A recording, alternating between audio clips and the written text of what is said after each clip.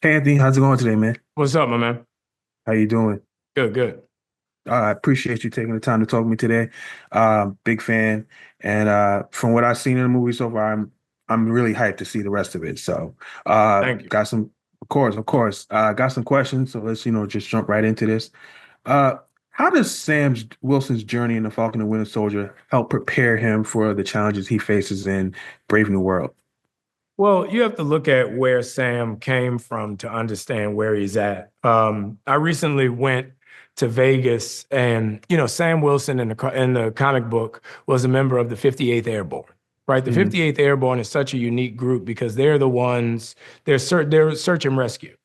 So they're the ones, if you're captured behind enemy lines or if you're hurt behind enemy lines, they jump in and bring you back home. That's the Hmm. 58th. Okay. So Sam Wilson was a PJ in the 58th Airborne. So this week, 2 days ago, 3 days ago, I I went to Vegas and I met the actual 58th Airborne. And Hmm. as a brotherhood in honor of Sam, I got to jump out of a plane with him. And it was really remarkable, man. It's really interesting, with this character, what he means to so many different people. And it means more than just race. It means more than just, military. Is this level of decency that comes along with Sam Wilson that we see in the first movie. If we Hmm. watch Captain America Winter Soldier, Sam Wilson is a counselor. He's a Hmm. veteran. He's a humanitarian. He gives of himself more than he asks people to give. And that says a lot about him. Hmm. And those traits we developed and grew over the past 10 years. That's why Steve gave him the shield, because Steve realized that Sam is the best version of all of us. That's awesome. I'm glad you brought up the Winter Soldier because again, you brought up your relationship with Steve in that film. Now you have the same. Now I don't want to say similar, but how is that relationship with Joaquin, your new partner in this film? Is there any similar similarities or dynamics different? It's very different because with me and with Sam and Steve, it was a mutual respect. Mm. Steve looked up to Sam, and Sam looked up to Steve. Remember, Sam was just a brother who went for a jog and met Captain America. You know what I mean? Absolutely. So Right. there was a mutual respect there. Whereas Joaquin with Sam is very different because Sam is his superior. Sam is the officer above him. He Mhm. starts off as my assistant, but then he grows to be my partner. So Mm. there's a certain level of mentoring. There's a certain level of friendship that Joaquin and Sam have that Sam and Steve were way past that point. They were equals. They were contemporaries. Awesome. Now you mentioned you jumped out of a plane with the 58 and all that good stuff, which is cool. I don't know if I'll ever jump out of a plane. This kind of scared of that. How did get physically fit for this role? And how did you stay physically fit and plus mentally fit for this role? It's funny. I had never done Pilates before.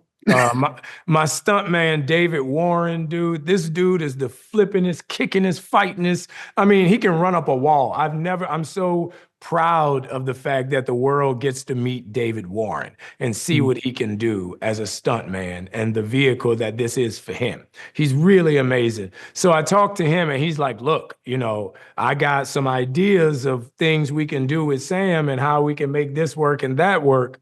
And I'm like, yo, that the stuff that Julius, David, and I composed and put together to push these wings to their furthest precipice, to their Mm. furthest point, is really impressive. And I think people are gonna love it, dude. It's really unlike any Marvel, action-wise, it's unlike any Marvel movie you've seen because Sam don't have the serum. So he can't just use brute force. So when he fights, it's scrappy. He has to go in Mhm. military hand-to-hand combat and take you down. Like Julius and I were laughing the other day because the first day we're in our first action sequence, Julius, and Julius is from Berlin, so he's like European, right? So he goes, I just want you to hit somebody with a brick. I'm like, what? He's like, just like a brick, like God. So we do this. So we do this whole sequence. We go back and forth, and I finally take this brick and just, destroy this dude, right? And Julius got so excited and so happy because he got his brick scene. And that's the type of collaboration, that's the type of fun that this movie was shot with, and that's Mhm. why I think everybody's going to enjoy it because it's so different and because it's so unique is in the styles in which it was filmed. Awesome. Now, you're a trained actor. Uh, so how does that feel as far as an action hero? Can that obscure the talents? Like, is that part of the challenge of taking a role like this? Not at all. I mean, acting is acting is acting, and Hmm. you know, if you, for me, um, embodying a character is something that I take very seriously and something very personally. And there are three things that matter to me: the character's favorite food, character's favorite song, right?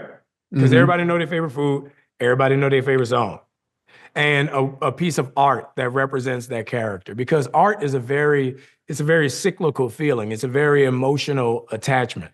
So when I have those three things, I go back over my character study and read the bullet points and pinpoints of who that dude is, and then put those things on top of there. And then at the end of my day, I release that. I let that go. I send that back to the ethos, say a prayer, kiss my kids, and keep it moving. Because now it's me. And that's Hmm. something I feel with Sam Wilson. You'll see there's a level of gravitas that comes when he walks in a room, and it really informs the relationship with him and everybody else. When he walks into a room, the people who are intimidated by him, and the people who want to like attack him. So Hmm. it's really just a fun process to be able to work from.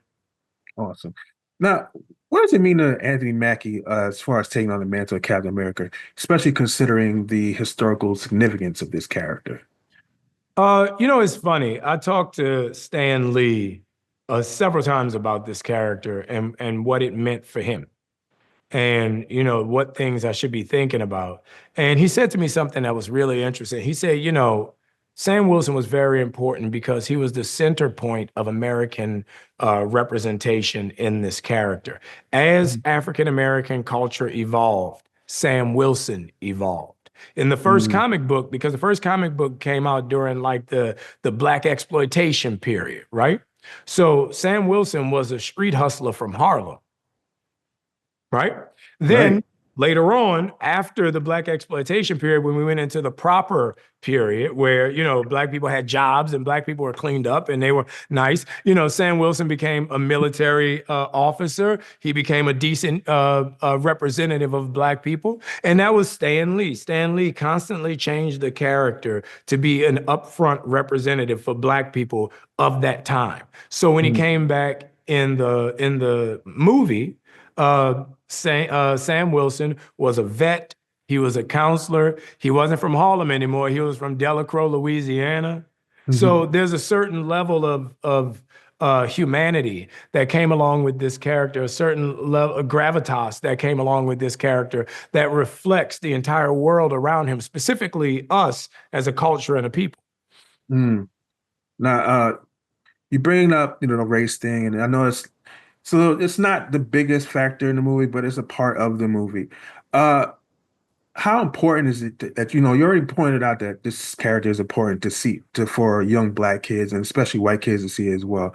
But how important, since now we live in a time where that seems to be under a little bit of attack, how important is it you that this film comes out now when these measures and things like when we have people that look like me and you in these big roles are being diminished and saying that we're not earning these roles, we're just being given these roles because of our color of our skin or something like that. Well, I think it's very important that, to thy own self be true.